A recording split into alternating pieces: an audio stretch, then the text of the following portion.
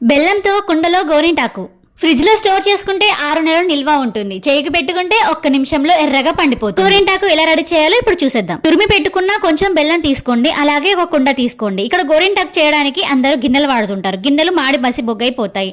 అందుకని కుండ తీసుకుంటే ఎలాంటి ప్రాబ్లం ఉండదు. అలాగే ఒక ప్రమిద తీసుకొని వీడియోలో చూపించే విధంగా ఇలా బోర్లా వేసుకోండి. తురిమి పెట్టుకున్న బెల్లం అంతా ప్రమిద చుట్టూ వేసుకోండి. ఇప్పుడు గోరింటాకు కోసం ఒక చిన్న స్టీల్ బౌల్ తీసుకొని ప్రమిద పైన పెట్టుకోండి. ఒక 2 టేబుల్ స్పూన్ల గోధుమ పిండి తీసుకొని ఇలా చూపించే విధంగా మెత్తగా కలుపుకోండి. మూతకు సరిపడా ఒక స్టీల్ బౌల్ తీసుకొని దాని నిండా వాటర్ పోసుకొని ఇలా కుండ పైన పెట్టుకొని మనం ఇప్పుడు కలిపి పెట్టుకున్న పిండిని ఆవిరిపోకుండా ఇలా గోధుమ పిండితో ఇలా క్లోజ్ చేసుకోండి. స్టవ్ పైన పెట్టుకొని మీడియం ఫ్లేమ్ లో 15 నిమిషాలు మనం వేడి చేసుకున్నదంటే బెల్లము కరిగిపోయి ఆవిరి రూపంలో గోరింటాకు అయితే మనకి బౌల్ లో పడిపోతుంది. కావలసినంత తీసుకొని మిగతాది ఫ్రిడ్జ్ లో స్టోర్ చేసుకుంటే 6 మంత్స్ స్టోర్ ఉంటుంది. మెరూన్ కలర్ కుంకుమ కాకుండా ఎర్రటి కుంకుమ తీసుకొని ఇలా కలుపుకొని మనకి నచ్చిన డిజైన్ పెట్టుకొని 1 నిమిషంలో పండిపోతుంది. 1 నిమిషంలో మనం ఆరిపోయాక కడిగేసుకుంటే చాలండి, చాలా బాగుంటుంది. చాలా ఎర్రటి గోరింటాకు.